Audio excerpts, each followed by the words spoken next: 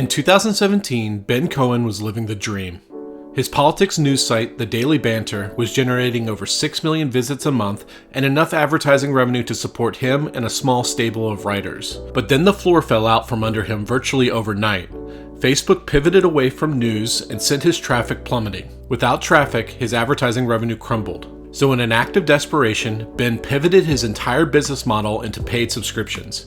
Doing so forced him to slow down his publishing schedule and focus on serving his core audience. Slowly but surely, he built up a new revenue base, and in the last few months, he passed the threshold of 1,000 paid subscribers. In a recent interview, Ben explained how he executed on his pivot and why he's determined to never rely on a single large tech platform ever again. Hello, I'm Simon Owens, and this is The Business of Content, the show about how publishers create, distribute, and monetize their digital content. If you want to listen to an audio version of this interview, subscribe to The Business of Content wherever you get your podcasts. This interview was actually part of my live office hours series. Every month, I invite my audience to join a Zoom call and participate in the interview. As you'll see, my guests regularly piped in with their own questions and insights. There's only one way to join these calls, and it's by becoming a paid subscriber to my Substack newsletter. Subscribers get to book a half-hour introductory phone call with me. They also get access to exclusive interviews with some of the world's most successful media entrepreneurs. Subscribe at simonowens.substack.com. That's simonowens.substack.com. Or just Google the words Simon Owens and newsletter. Okay, let's jump into the interview. He really kind of represents the hero's journey in that he was this scrappy media entrepreneur. He started a media company called The Daily Banter. He got it to sustainability, to profitability through advertising alone. And then basically Facebook pulled the rug out underneath from his traffic cratered overnight. We'll talk a little bit about what happened there.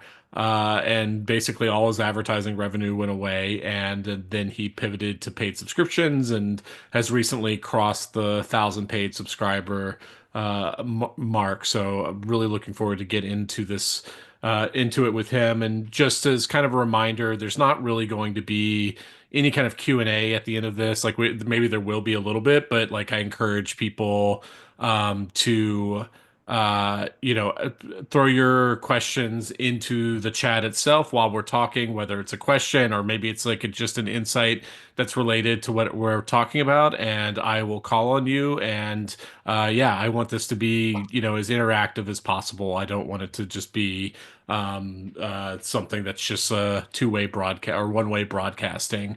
When you aren't talking, try to keep your mic on mute, just so, because this is a recording that's going to go out as like a podcast and video to everyone on Thursday or Friday. So obviously we don't want the sound of people typing and the video getting screwed up that much. So so that's the rundown in a nutshell. And with that, we'll just kind of get into it. Hey Ben, how are you doing? Good, thank you, Simon. I appreciate the epic introduction. Yeah, It's quite true, but yeah. I've definitely been through the ringer. There's not much the publishing industry can do to me now. Yeah. I feel that hasn't been done. Yeah, you survived and you came out the other end, and you stuck with it. Like you didn't we're spoiler alert, we're good friends. We live in the same city, so we get lunch and dinner every now and then. Although ever since you had kids, we don't get to do that as often. But yeah, I think I met you in 2000, sometime in the 2000s, and and you have never had a full-time job for as long as I know you. You've been basically chipping away at this media business since then. So you've really seen the full transformation of the internet, from the blogosphere to the social web to, kind of the Substack newsletter paid subscription era. The site that you originally founded was called The Daily Banter. What was kind Yeah. of the first iteration that you got to work, the one that was completely funded through advertising? What did that look like? So I've gone through several iterations. I think I started it in about 2006, 2007 as when the kind of blogosphere blew up. And I was a lone blog, not getting very much traffic. I tried to get a job in journalism at the time, but that was when the implosion of the kind of the news industry. was happening. So it was a terrible time to be trying to get a job in any publishing, industry. So I started my own. I freelanced on the side. I was a boxing journalist, so I was writing, covering boxing and mixed martial arts for publications back in the UK, and some other ones in the US, I think like ESPN and Fox Sports. So I was earning some money doing that and basically not earning anything running the Daily Banter. But I kind of realized that there were lots of other sites in the blogosphere that were in the same boat. They could not monetize effectively. And they were kind of out there by themselves. So I created a network where we ran a widget on everyone's site, and it would link to the latest article they'd written. So the headline article would be populated on the widget. So all the sites in my network had to carry this widget, and so that Yeah. started this And traffic sharing. when did you move to the US? I moved to the US in 2012, in 2005, Yeah. 2004, 2005. Yeah. So just after I'd graduated from actually 2004, Yeah. 2004, so 20 years Because ago. because your site is like focused on, it's a liberal political website. Like Mm. were you immediately interested in like like US politics? Yeah, I'd studied politics in the UK, and I'd also lived in the US as a teenager for a few years, and that kind of piqued my interest. I think it was from watching Fox News, and I didn't understand that it wasn't a real. I didn't realize that it was a real channel. I thought it was a fake, like a comedy show. So I watched that and couldn't understand why that was real. And then that kind of started my fascination with US politics, and then moved back to the US in 2004, then started the Daily Banter in about 2006, 2007. And anyway, I built this network of sites, and eventually, like, I used to run advertising on all of these different sites. Yeah, so just to summarize what you're saying is like you had your own site which was called the Daily Banter, but you tried to like basically herd a bunch of bloggers together who had kind of similar views, and they were still posting to their own blogs, but it would be like Yes. it would be like an advertising network. It's almost like an early influencer agency in some ways. It's like you would run an ad widget across all your sites, and the theory is that Yeah. collectively you could lift all boats by cross-pollinating links Yeah. and stuff like that across all these sites and then generate enough advertising and then share that with all the bloggers in the network. That was the original thesis of it, right?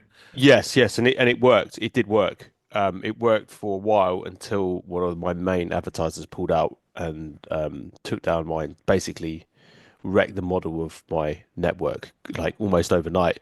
So I pivoted and I managed to convince a couple of the top, the better, the bigger sites to come and join me and come onto my platform where I could monetize more effectively. And that was really the birth of the Daily Banter. Yeah. And so like Um, you had this guy Ches Pazienza, mhm. he was like a former CNN producer who famously got fired for CNN for blogging on the side. He came and just started writing for the Daily Banter full time. You had this other guy, Bob Seska, who has his own kind of he's his own kind of liberal politics personality, and Mhm. he basically came under the banner. So like the idea was instead of like sending audiences to these separate sites, let's like consolidate all these voices onto one site and we can kind of benefit from the momentum of us all posting together. Yeah, exactly, exactly. And then that worked. We grew tremendously for several years in a row. Had a really tough time monetizing back then as well. It was really difficult. So I kind of threw a lot of my own money at it. Failed a lot, even though despite the traffic like going up Yeah. almost exponentially, we were getting shared by everybody. People were like Bill Maher would regularly share our stuff to his Facebook page. It was good times. I mean, I think we upwards of 6 million. I think our best month was over 6 million visits to the site, something like that. And part of But it was then, like yeah, this was starting when like advertising was still sort of nascent on the internet in terms of like there was still just kind of straightforward banner ads, and I think at one point you even hired like Mm. an ad salesperson to sell ads directly for you. So you were trying to struggle like I'm getting all this traffic. How do I like effectively monetize it, right? Yes, exactly, exactly. And that we managed to hit a sweet spot in about 2015, 2016, I think, where I there was a new it was a company called Say Media. I forgot what they became. It was owned by Six Apart, I believe. But Say Media kind of realized that there were a lot of these kind of quite big websites out there. They couldn't monetize very well, couldn't monetize efficiently because there was a minefield of, you know, advertising, banner ads, and uh, they have the bidding system where you're constantly bidding for the high. You have a you're running Google ads, and Google is constantly allowing different advertisers to bid, and it Yeah. creates a race to the bottom over time. The ad rate just goes lower and lower and lower. Uh, and so the only way to sort of combat that is to try to pitch yourself, leverage yourself into a kind of into to kind of better advertisers, more kind of bespoke advertising. And Yeah. once you get to a certain size, that starts to get easier. And we were at a size where I did have some leverage.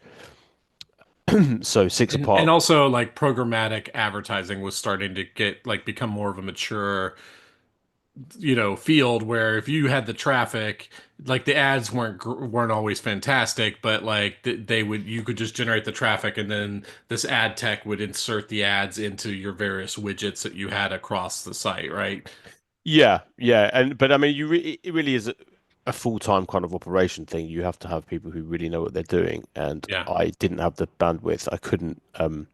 Didn't have the manpower to do that. So I was very glad when Say Media came along and we moved the site over to Say Media. We took it off of WordPress, moved to Say Media, and we had a good 3 or 4 years of very, solid profitability. Yeah. And Um, so let's just talk about like what your site looked like then. So this coincides with the rise of Facebook as a major traffic driver. When did Facebook start yes, like becoming a major part of your business? about 2015, Oh, I would really? say. So I thought it was even earlier than that, but that Oh was yeah, so yeah. so yes, yes, no, that's true. So for a traffic perspective, about yeah, maybe 2013, maybe Hmm. maybe even earlier than that. But it was the main source of traffic for at least 3 or 4 years, I would say. Yeah. But started to monetize our traffic in about 2015. Yeah. Facebook ran an ad program, which Instant was really articles. yeah, Yeah. instant articles, which was excellent for us. Yeah. So 2013, I remember this. I had just worked at U.S. News and World Report. Like I remember the moment that like Facebook turned on that traffic spigot, Yeah. and suddenly it was just like every single publisher was just trying to put as much content on their Facebook that they were linking to from their Facebook page, and then for it was just like the viral lottery, right? So like you, Ches, Bob, you were just like each trying to pump out multiple articles a day. It was kind of like hot takes reacting to whatever was happening in politics. And then like something would just pop off, right? Like it was just like you never knew exactly what was going to pop off. But I'm guessing that like, that month that you had that 6 million page view, um, wow, it is really raining hard out there. That 6 million page view month, there was probably a handful of posts that like went super viral that month, would be my guess. Yeah, no, I seem to remember it was something.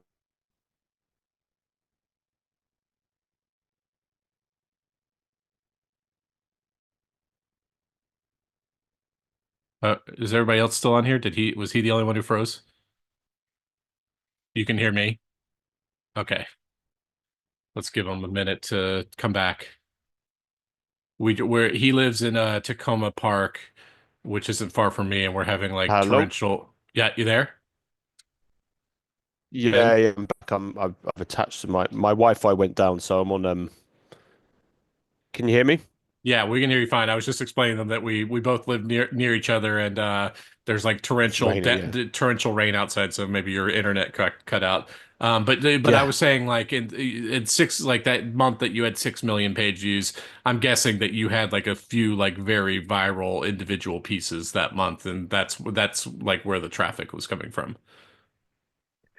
Yeah, I think Bill had shared something that we'd written, but I mean, I was always mindful that this was potentially not a sustainable source of traffic and not a sustainable business model. So I was very wary of that from quite early on. So I did, at the same time, build a small subscription business for the banter where we did have members only pieces. We didn't put like all of our resources into that, but I did kind of recognize that I didn't want to go the same route as BuzzFeed and run like a clickbait, I run a clickbait kind of farm. So I was quite mindful of that, but also, we did have to play the game too. We had to. Facebook was our main source of traffic, so we did have to make sure that all of our articles were optimized for that. So you have to kind of balance it out between things that will go viral and actually things that people will pay for, which are, not the same thing at all. Yeah. And I think you can quickly like destroy your reputation if you follow, particularly the clickbait strategy. But that's part of the business Yeah. too. Yeah, so you sort of saw you looked at your traffic stats, you saw that Facebook was the majority of your traffic, and you probably recognized a little bit early on that this was probably too good to be true, probably. And so Yes. you launched kind of like an early subscription model. This was like pre-Substack, I think. Yes. And you kind of hacked together a few tools, and I think it was even hosted on a different website from the Daily Banter, if I remember correctly. And I think you used like Piano or something, Yeah. and it was like a membership program. What did you kind of offer? Because you were churning out a ton of free content. It was like you kind of treated it almost like a magazine, like you would like publish like a handful of long form pieces a week or something like that. Yeah, so we went through several iterations where they used to just be members only articles. Then we launched a weekly magazine, Banter M, that would come out. That was for members, so that would feature sort of, 3 or 4 long form articles. I mean, the amount of stuff we were writing back then was, I mean, it was insane. It was upwards of, everybody was writing two pieces a day, 2,000 word, at least 1,000 word pieces a day, on top of members only content as well. So it was, 10 pieces a week, something like that. It was a crazy publishing schedule, but that was kind of, and even then, it was hard to build a membership business back then. It was very difficult. That wasn't really sort of, it was still in its nascent stages. Mhm. The whole kind of paywall. Well, the New York Times has done a very good job, but otherwise the stuff that was available to small publishers, the technology available to small publishers was fairly limited, not particularly good, and we had to host it on a separate platform, and so I found that it was very challenging, but ultimately it did that. It's the only reason I was able to survive what happened in 2017, 2018. Yeah. So you had like your income was mainly coming through the advertising, but it was able to at least like you were able to diversify at least a Something, little bit. Yeah, you had something, some yeah, kind of money coming in. So when yes. did you start all of a sudden like when did Facebook suddenly was it like a slow, steady, all this like month that you were just kind of noticing that you were getting a little bit reach every single month, or was there like a switch that flipped where because after the 2016 election, Mm. everybody was criticizing Zuckerberg for allowing all this fake news to proliferate. He was getting all this blowback. There was the what was that famous scandal where the data harvesting for Cambridge Analytica? Cambridge Analytica, yeah, Yeah, so there yeah. was that big scandal, and you could tell that like some kind of light bulb went off in Zuckerberg's head where he was like, "This shit is just isn't worth it. I don't want to be, I don't want to be moderating U.S. politics, so I'm just going to get out of news altogether." So like, what was your experience on the publisher side watching all this happen? We watched a very steady drop off. It was like month after month after month, the traffic would just go down and down and down and down and down to the point where it was, I think by 2018, end of 2018, we'd lost about 80% of our traffic and about more ad revenue. So it wasn't it was more than that, and 80% so 80% of our traffic disappeared, and we lost probably 85% of our revenue, Yeah. something like that. Or may have been roughly the same, 80% revenue, 80% traffic. I can't remember, but it was, I mean, massive. I couldn't pay any of my staff. Yeah, and at some point during this time too, one of your star writers, Ches, tragically died as well. So you lost like one of the kind of like one of the core components of the Banter brand was Ches. Yeah, Ches yeah, Ches had a died of a heroin overdose. It was after the election. I think he was in a bit of a, it was after 2006, 2017. He was in a pretty dark place, I think. Hmm. So it was one thing after the other. But yeah, that was when I then switched to Substack. I tried to make it work for another year and a half while not only myself. I didn't pay myself. I paid everybody else. I didn't pay myself. I Yeah. did that for about a year, but then I had I had a newborn on the way, and that wasn't really going to. I couldn't do it any longer, so I packed it in. And then it was sort of a last ditch thing. I was reading a lot about Substack, and was thought that this was certainly the future of publishing. It was going to be subscription based because there's no way it was impossible to build a sustainable business, even with millions of, at one point our traffic was probably, 800 to a million unique, 100,000 to a million unique visits a month on the Hmm. Daily Banter. And we couldn't, you couldn't build a sustainable business out of that, which was in crazy. Hmm. So I saw this is ridiculous. The social media companies they've owned us basically. Publishers are completely beholden to social media companies. This is not a sustainable way to build a business. Substack looks interesting. It's the only thing that I could see back then that was, you know, actually something that I would build.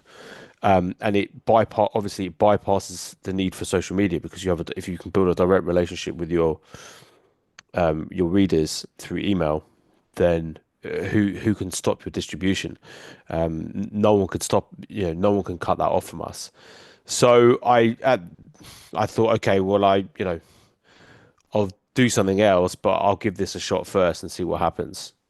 Yeah, and you wrote this like really well written, impassioned post explaining. I remember you doing this, where explaining how your business had cratered, how Facebook had like basically, you know, like basically taken away your business from you. Um, and I'm still here, by the way. I'm just grabbing a power cable. So sorry, I'm listening. Keep going. Yeah, yeah, yeah. So, and you and like if it basically saying if you want the daily banter to continue operating, like you need to pay to support it. Had you been building up your email list prior to that, or was that like basically you A, had to start a bit, building it from? a little bit. Not. I hadn't put a huge amount of time and effort into it, but I'd done some. Did have an email list that was, not huge, but it was something to get started with. Yeah, So, I mean, and that's what I did. Said, look, I've got to shut this down. I can't make this work anymore. Moving to Substack. If you want to, yeah, we're still going to be going. Bob Seska came along with me, and so did Justin Rosario. So I had two writers, and they came with me, and I they took the leap to see what would happen. And fortunately enough, people came over for me to make it worthwhile. And yeah. that was in 2019. Yeah, so you already had this existing membership. I guess like you kind of had to hack together where you were distributing like anything that you put on the paid newsletter for Substack, you also had to send out to this already existing paid membership because you didn't want to like throw all that revenue away because people had already uploaded their credit cards to the piano, which was using a different system than Substack. So you kind of, at least for a while, I'm sure you've wound that down since then, but like you had to kind of like have these things too going on at the same time. Yeah, I did. So it was enormously complicated because I had paid subscribers on this other platform, Yeah. and some of them just wouldn't move over. So I said, look, for a year, I'm going to send you this stuff, all the paid articles, but then after a year, you've got to get off and pay. And that still never happened. So, we were in such a fragile state that I thought, you know what, look, I'll just keep emailing them the articles, even though they won't move. So up until I think it was about a year and a half ago, that was still the case. But then Piano kicked me off the platform. I was the only person using that software Uh-huh. on Piano. So they said, listen, we're closing it down. So, I had a significant number of subscribers on there, Did a piano significant shut number. did piano shut down, or did they just like there was some kind of specific They part? shut that. They shut that bit of software down. Interesting. So eventually you just had to tell your subscribers that they needed to move over if they wanted to access your stuff. I lost all of them. Yeah, that sucks. I lost all of them. So again, there's not much. Every single way that I could be screwed by the publishing industry, I've been screwed every single way possible. Yeah. Even the subscription software people, that cost me like that was significant. A significant part of my revenue came from what I was generating from the old subscribers on Piano, the Yeah. Piano platform. But I lost all of those too, so I then had to so in the last year and a half, trying to rebuild that. Yeah. Well, the nice thing about Substack is it uses Stripe, so technically, as long as Stripe is an ongoing concern, you can, Yeah. if you decided to move at some point in the future, you could take those subscribers with you. Yeah, I would not have moved to Substack unless I had absolute control over every single part of it, the email list and the credit cards and financial information. I have to own that. It's not sustainable, at least from my perspective. Just through hard-won experience, just from having everything taken away from me over and over and over again. Yeah. It's not a risk I would ever take again. hmm And so you changed the name, like you were the Daily Banter before, and then you changed it to the Banter. Was that kind of a recognition of the changing economics of like the internet economics of like when it was Facebook, you had to have as many times at bat as possible because one of them, like one out of every 5 or 10 would go Would viral. So hit. you would publish a lot versus with the banter, it was definitely like a slower metabolism, right? Like you were maybe publishing like a maximum of one piece per day. Oh yeah, yeah. We went to. I didn't think it was fair to call it the Daily Banter if we weren't going to be publishing daily, hmm which we do now. But regardless, I thought, you know what, and I also I feel like I was kind of burnt out from the relentlessness of publishing, 7 to 8 pieces a day Yeah. on the Daily Banter, editing, writing, constant. It was just constant, and I think that. That wasn't a sustainable, editorially speaking. I was having a hard time keeping track of what people were saying, and there were mistakes that were being made. I was making mistakes, and my writers were making mistakes, and I wanted to just kind of move on from that and move towards a kind of more thoughtful, long form publishing that I had a lot more time to dig into the work that I was doing, and if I'm editing pieces, to make sure everything was very, very thoroughly vetted, fact checked, to make sure there were no mistakes on it. So I just thought, you know what, I'm going to just rebrand it slightly, same, kind of the same name, but we're we're on a different platform, different format. So yeah, so time for a change. That's how I perceived it back then. And did you like the kind of slower metabolism that you could write kind of like more long form, like thoughtful pieces versus just trying to play that Facebook lottery? Yeah, I did. I really did. It was a much. I felt like I could think again, and I could write pieces that thinking about a piece for a couple of days and researching it and then writing it, as opposed to just waking up and trying to pump out 2,000 words, was a really, really big. It was a big thing for me, and I enjoyed it so much. I didn't mind that we weren't growing actually it was quite difficult to gain any much traction back then because Substack Notes didn't exist. There was no social media aspect to Substack, and I wasn't using Facebook, and I hadn't invested much in Twitter either. So we were cut off from most social media stuff. So our growth rate early on wasn't actually that great, but I didn't mind because I was kind of enjoying it, and I Yeah. was doing other things to keep pay the rent. Yeah. So that Yeah, was fine. you basically, and you still do this, I think, is you're a martial artist and you were teaching. You were actually at one point making most of your money through just like like coaching and martial arts teaching and stuff like that. Yeah, yeah, yeah, and that's what I did in Los Angeles for a long time to support my journalism, and that's what I've done out in Washington DC too. I run a martial arts school, and I teach private classes, and that's sustained my business while it's navigating these horrendous that or choppy waters, to Yeah. put it mildly. Yeah, Craig, you had a question for Ben. Yeah. Um, I guess what percent roughly of your subs are paid? It's high. You Um, have a 10% conversion rate, right? more, yeah, it's a bit more than that. Yeah, It's a bit more than that. that's like way above average in terms of the Substack. Like the most Substack writers, like they're lucky if they're converting like 3 to 5%. So yeah, Yeah. 10% is really high, and I think that's just like because you had like an already existing brand like for um, years before you even launched on Substack. So you had kind of like a devoted readership. Yeah, yeah, yeah, yeah. And it's the percentage has gone down a bit now. But for a long Mhm. time we were significantly above 10%. But Yeah, yeah, it's thereabouts, I would say. Bit more. yeah. Yeah. And then Craig, you had also had a question about Substack's role in helping him grow. Right. How has the Substack network just generally helped you grow and how about Notes in particular? Have you seen any change since that's grown on Substack? Well, the network has definitely been powerful because the recommendations thing. I mean, we got when other newsletters have recommended us, it's certainly increased our newsletters, our email sign up rate for sure.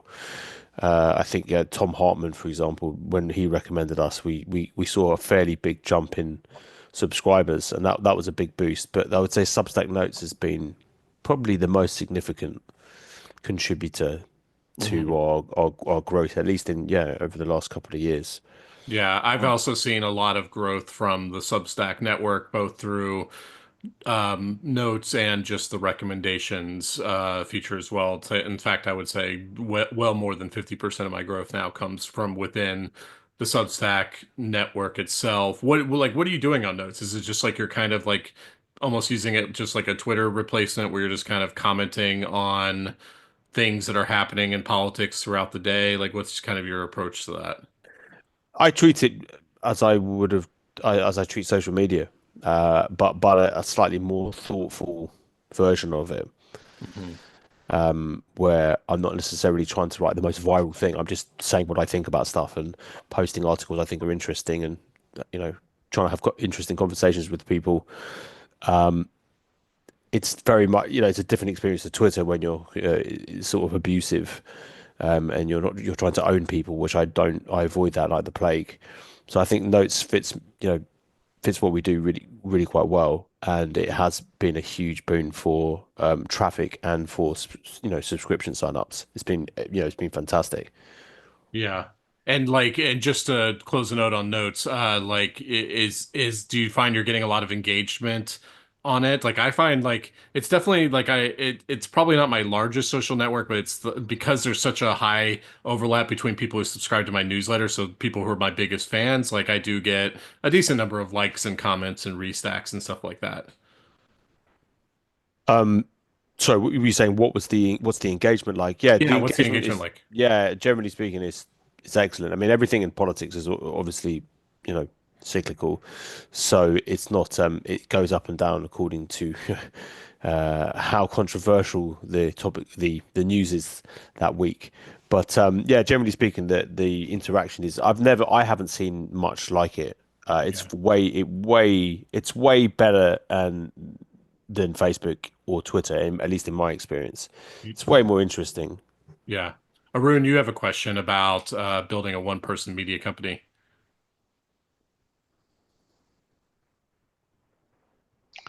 Oh, sorry. Can you hear me? Yes, I can. Yeah, yes. To both of you, since you're both in this business, what advice would you give to somebody who wants to start something like this while still working? While having like a full-time job. Yeah, yeah, right. Yeah, I mean, Ben, I'd welcome your insight on this. My kind of thing is that you have to think through the process of the content creation and set realistic goals for how much content you can produce in a given week, whether that's like one newsletter a week. Like, people will always overestimate how much content they're gonna create and how much they could put out. So and like carving actual time out of your week to do it to where it's actually in your schedule. So don't be like, oh, at the end of the day, I'm going to come home, I'm going to eat dinner, and then from 8 p.m. to 10 p.m., I'm going to work on the newsletter. Because you're going to do that for a few weeks, and then you're going to, like, the other life stuff is going to get in the way. You're going to be too tired. And you're just not going to do it. Depending on how flexible your work is, if you can have a designated time, even a designated day, like if you have like if you can somehow set aside a whole Thursday every week or something like that, I think you'll greatly, increase your chances. And also creating a format that's relatively easy to do. Don't aim to create like a 5,000 word article every single week. Is there something where you could do something shorter and a little bit more digestible and easy that you could like bang out in a few hours? Ben, what do you think on this? Yeah, I mean, I would say consistency is really the key to any of this stuff, and like keeping on going even when you just think you don't have anything. I find myself often not having much to say about something, and that's difficult, obviously, in a job where I have to have something to say about it. So, but you have to kind of be able to push through that and be consistent, and even if it's don't necessarily have to, as you say, publish a 5,000 word piece on it, but getting something out regularly, having a kind of clearly defined mission. Aaron, if you don't mind me asking, what would you like to build on Substack? What would be the theme of your newsletter? So I was thinking of writing something related to my profession, cybersecurity. Hmm. Okay, so I mean, as long as you're if you're very interested in cybersecurity and passionate about it, then it won't actually be that difficult. So, you know, creating content about stuff that you're really interested in, for me, has never been that much of a problem. That's why, generally speaking, I love what I do. I generally speaking, most of the time have something to say. So that's pretty useful. And if that's something that you genuinely are passionate about, that's going to make the difference. I would say starting a newsletter just as a sort of a side business thing where you don't care that much about the topic, you're going to have a hard time. But it does require like a lot of passion. You have to really genuinely like what you're doing because you'll just get bored of it otherwise. Because if you wouldn't do it for free, then probably you shouldn't be doing it.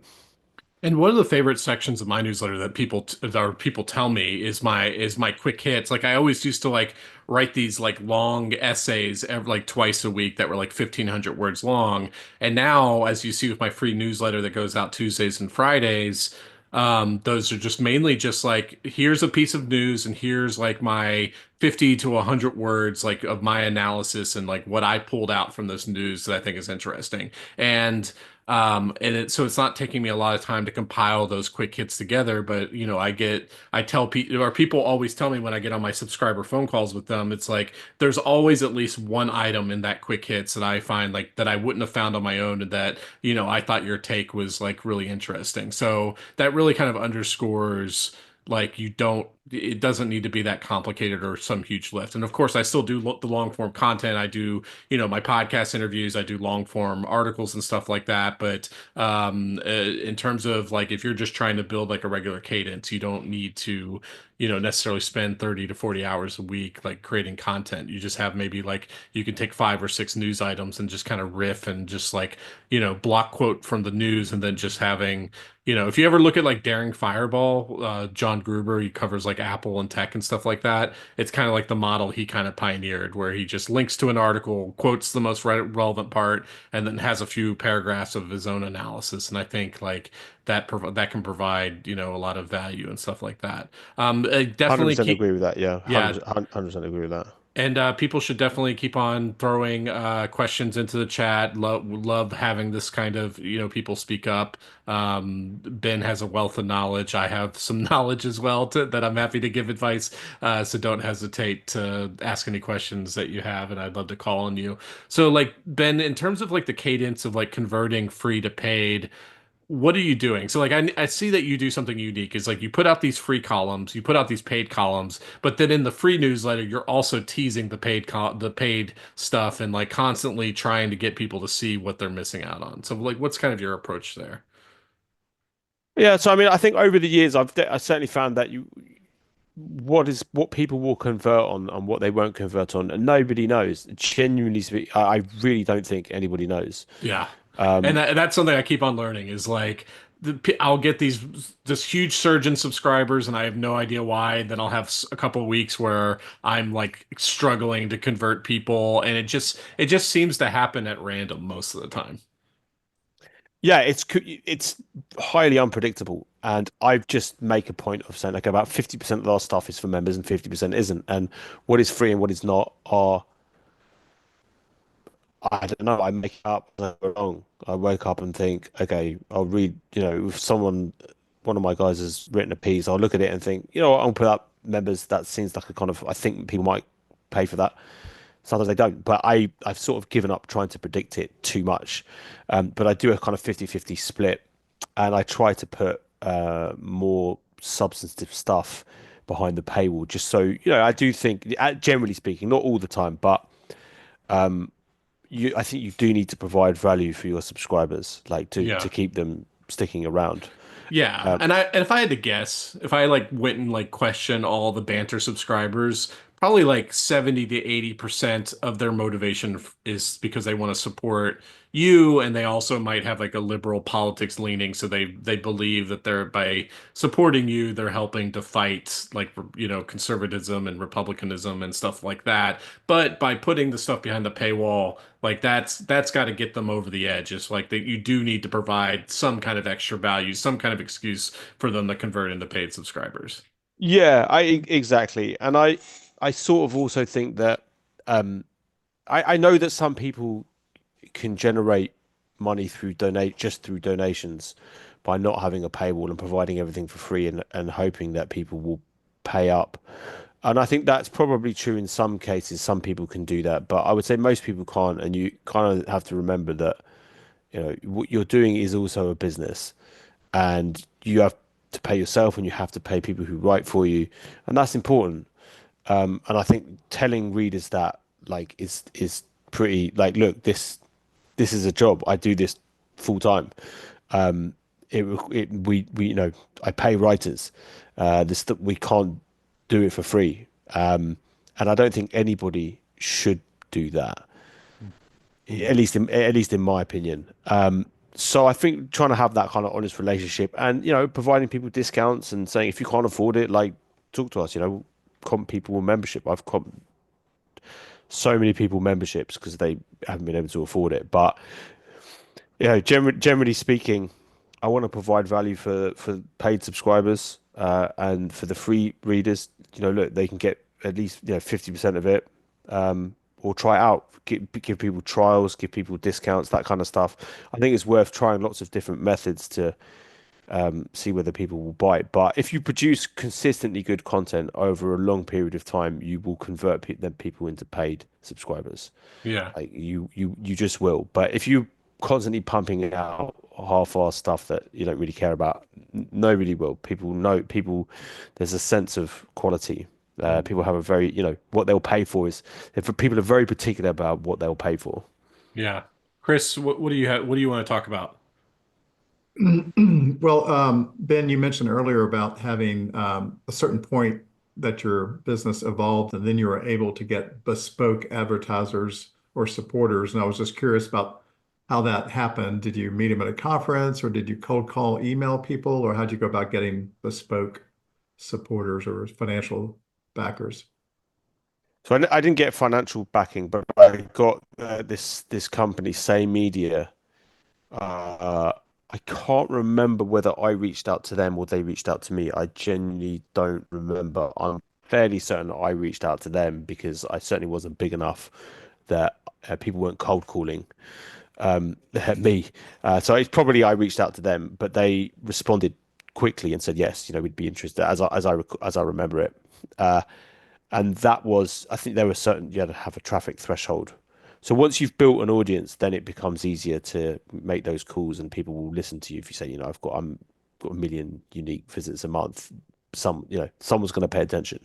Yeah. Um, But you weren't doing that outreach yourself. That was Say Media that was doing a lot of that. yes, they ran the ads for us. They had a much more sophisticated ad operation than I could manage, and the amount of they increased our revenue was kind of like 4 or 5 times what we were making, but from banner ads and ad Yeah. networks before. It was a significant jump. Yeah, and like I'm guessing that it wouldn't be the same today, even when you don't even factor in the Facebook thing, because like it just seems like advertisers are just trying to stay away from politics more than ever. Like if you run Yeah, politics content, it's really hard to like make a living out of advertising. yeah. I think it is very tricky to make money from political content. So subscription is the way, unless you're huge. Yeah.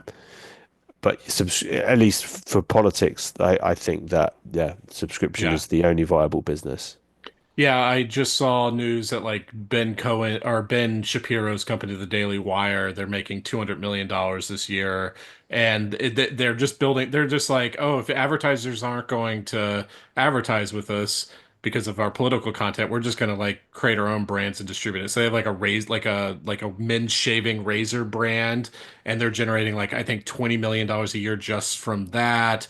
They have like a streaming subscription. They're diversifying into like more kind of like less political and more kind of entertainment content, so that like families can like subscribe and stuff like that.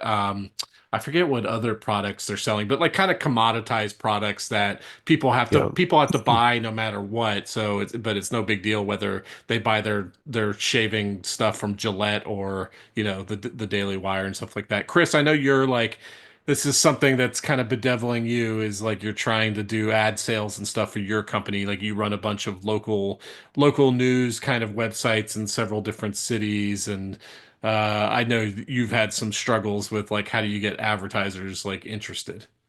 Yeah, I've tried a lot of things. I seem to be doing them at the wrong time, trying to sell sponsors at the last year or two, which has been a very tough time to do it. And I subscribed to who sponsor stuff and hired two salespeople, and we went after everybody. But we're I guess a small fish, and they're if they made one buy and get into the system of who sponsor stuff, then they get inundated by all the subscribers who are trying to get them to advertise. And so we seem to be late at the table. But I was just curious about you said sane advertising? Same media. same. I don't think they are They around. They're closed not. down. Yeah, they're not around anymore. Okay.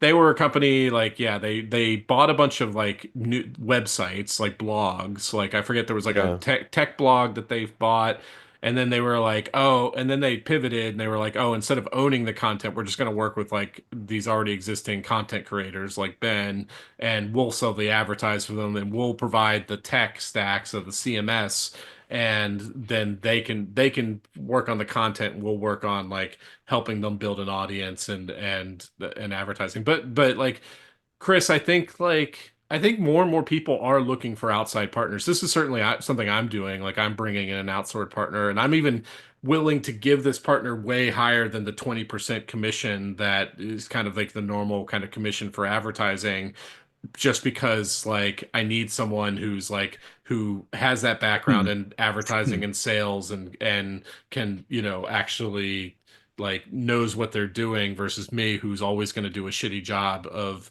selling ads and will always undersell my stuff. And I feel like that's becoming more like for the creator, the people in the creator space who are relying on advertising, they're looking for partners who that's their specialty I think rather than doing it themselves. those people are very rare. That, in my experience, trying to find people who do that is extremely rare. Yeah. Unfortunately, Chris, if you don't mind me asking, so what's your role in your business? I'm the founder, CEO, and ready, Jack of all trades. ready, ready to exit guy. Yeah. Ready to exit. And so you own their news out. What are they? Their news. So there are newsletters that are in 24 different cities. We have websites in all the 50 states and top 200 markets. But in the newsletters, we're in certain markets, a lot of them in Florida, and their um, focus is on cities or states, and they Mm. or have a business clientele, a list that was developed over the years that has a good authority on websites and a good open rate on newsletters. But it's a little bit more generalist than focused on one particular topic. Mhm. Yeah. And he had like an interesting business model for the first several years is like he would license these sites to like a local PR firm or marketing firm. And Mm. so then that firm was responsible for like Chris would run all the tech and stuff like that, and he would just collect fees from the marketing company or the PR company, and then they could like run their local clients in the newsletter Mm. and stuff like that. But I'm guessing. I think from what you've told me, it was like herding, trying to manage all these PR firms was like herding cats or whatever. Yeah, you're kind of That's, riding the waves as PR firms face their market, and COVID wasn't kind to a lot of them. And so then now we have these different markets and these different newsletters, and we're trying to figure out the best way to monetize it. So I looking, mean, yeah. yeah. Sorry, Chris. No, I would say that if you're running a newsletter or political news content, something like that, via a newsletter, really the only sustainable business is a subscription business. I think that trying to get advertising or sell data or uh, I mean, on top of publishing and managing and editing all that kind of stuff, I think it's almost impossible. The subscription business is slower, but it's far more sustainable.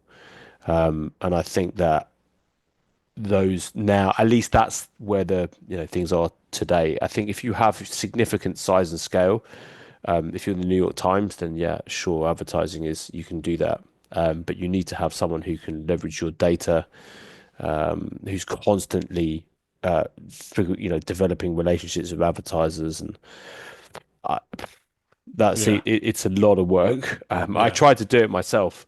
I did. I tried. I hired someone to do it for me. They found 2 ads in a year. yeah.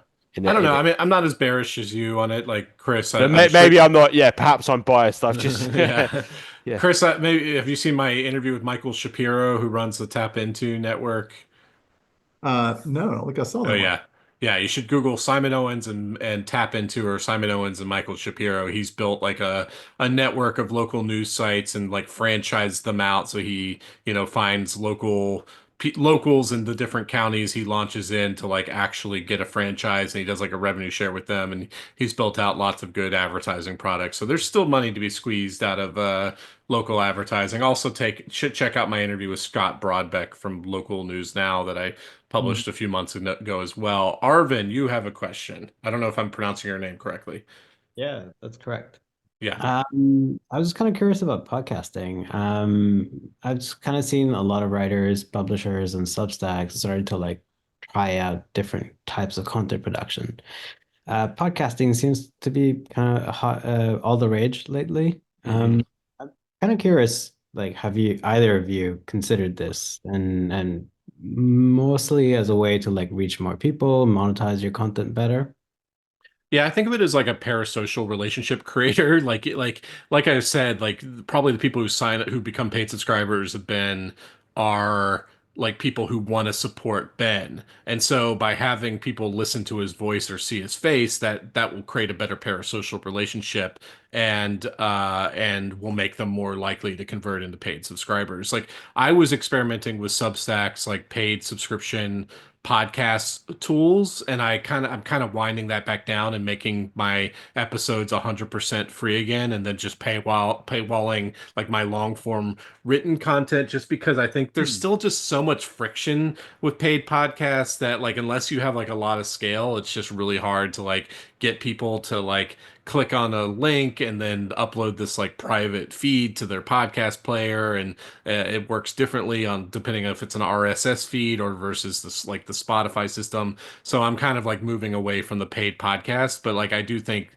regardless if your podcast is paid or free, I do think that there's like it provides a lot of value for a subscription podcast. Ben, I know you record like I don't know if they're podcasts or they're like videos or audio things. Like what are you doing on that front? Yeah, we do a regular podcast with a members only podcast as well, which has been, somewhat successful. I'm actually one of my writer is about to the guy I do my podcast with is leaving, Mhm. and about to just go and do his own newsletter full time. So I'll be without a podcast partner going forward, but I'm going to be launching a sort of solo show, where I'll be interviewing people. But yeah, I think you're right. I think you develop kind of more of an intimate relationship with your readers. They get to hear your voice and see your face. Um, and I think that helps over time build trust, build brand, get people to kind of invest in you as a person as opposed to just, a load of text on a page. So I think that's how I view it. Mhm. And it's just, yeah, it's part of kind of broader marketing, I think. Like that's how most publishing companies view their podcasts. Um, yeah, that's why I do. Oh, I also enjoy podcasting, so Yeah. it's fun for me. Arvin, what other questions do you have about podcasting? I'm just kind of curious. You mentioned like a little bit of like the barriers around like trying to kind of make it work and making it more of like a sustainable revenue stream. And I was kind Mhm. of curious about that. Is it the fact that there's just too much technical barriers, or is it a different type of people that would prefer that type of content that you just haven't made work? Yeah, so like if you want to offer, so the options are a little different now. So like now Apple and Spotify have their own native um uh like subscription tools where they can just like be in the on your Apple page for your already existing free podcasts, and the friction is very low for them to just sign up for a paid subscription. And they can do it within the app, and apparently some publishers are seeing a lot of success with that. The problem is obviously then you have to upload the paid episodes to each individual app. And how do you service people who aren't using Apple or Spotify? They're using Overcast or Stitcher or something like, or Stitcher's no more, but like one of the other podcasts. So it gets kind of messy in that front is like, how do you offer paid episodes that are available across all different apps? So there's upsides and downsides to that view. So like what I was using is the kind of tools that like Substack and like Patreon and supporting cast offer where once someone becomes a paid subscriber, it gives them a customized RSS feed, and they have to like click. It's not that hard, but they have to click on a button that then open while they're on their phone, and it opens up the Apple app, and then they could subscribe to that customized, individualized RSS feed. And it's just a little bit of extra work, and then obviously your paid podcasts are going to show up in a different like publisher page than your free podcast, and then that kind of confuses them because like there were people who were subscribed to my Business of Content podcast, which is my long running free podcast, and they didn't understand that like my paid podcasts were actually showing up in a completely different feed that called Simon Owens Media Podcast or something like that. So it was just like it's not that I don't think I could have figured it out or there weren't people getting like there were people downloading those episodes, but like ultimately, I think like I'm better off just creating as little friction and making it as easy to find my podcast as possible. So hence why I've kind of pivoted back to making my podcasts completely free. Got it. Thank you. Yeah. Arun, I think you had another question. Is he still on? Yes. Yeah. Okay. This is for Ben. How do you think about competition in your space? Primarily because there's a lot of politics-based content and subscriptions on Substack itself, and there's lots of famous personalities coming into Substack. I don't really think about my competition, if I'm being honest. I know that sounds like a strange answer, but I can't because you're right. There are lots of other voices in politics and lots of people with content, vying for an audience and to get people to pay for them. And I think if I focused on that too much, I'd go kind of crazy and stop and change my own voice, which is not a good idea. So I write what I'm going to write, I say what I'm going to say, and I put it out there. And if people like it, they will subscribe, and if they don't, then they won't. That's kind of my view. And I've stuck around so long now that it doesn't worry me that much because I know that I have staying power and I will still be here.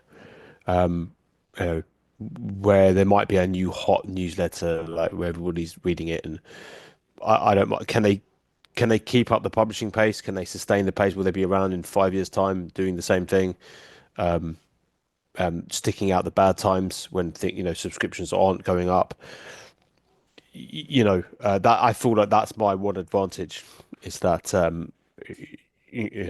consistency and sticking around and not trying to become the next big thing. I'm just I publish what I'm going to publish. I'm trying to build my brand. I bring on writers who I think are good, high quality, that are good. People would pay to read. That's kind of a criteria that I use. So, listen, I'm a small, relatively speaking, I'm a small newsletter, and I've done it the hard way. I've built, every subscriber is owned. I've worked for. I haven't plowed money into marketing. I've got that through content creation, through saying what I'm going to say, being as honest as I can with my readers. And I think that's really the only way that you can build a proper, sustainable publishing business is by standing by what you say and not really sort of thinking too much about what the competition's doing. Yeah. And I think part of the way that you think about competition is you price low, you're only like $50 a year versus like some of the like finance and tech newsletters that are charging like $20 a month, $200 a year, or even $500 a year. Is that like because there's so much competition in the newsletter, in the politics space, like everybody has a political opinion, like, and you also offer like steep discounts to get people through the door as well. Like that's probably like one way you think about competition is you're kind of going more for volume than like high price products, right? Well, I used to, and not so much anymore. I mean, our rates went up. They've they've climbed up Oh, okay. significantly over the last year or so, and I always worry when I do that, are people going to subscribe? But it hasn't slowed down. Yeah.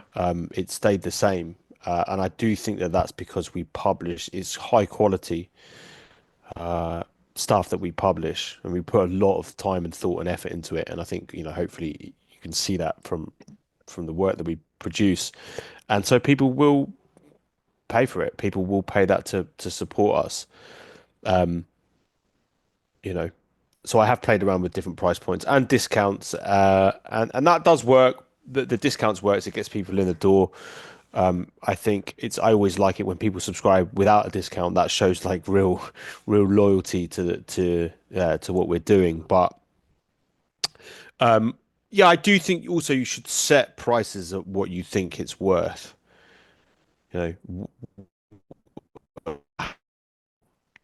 How high quality? What's the quality level of the publication that you're subscribing to? Is it worth $5? Is it worth $8? That's how I think about it, and I set the prices accordingly. And I'll be willing to change it if I think if it's too high or too low. I'll definitely be willing to adjust. But again, focusing on the quality, I think, is paramount. Yeah. John, did you have your hand up? I did not. Oh, Taking note. I thought I saw someone put their hand up or something like that.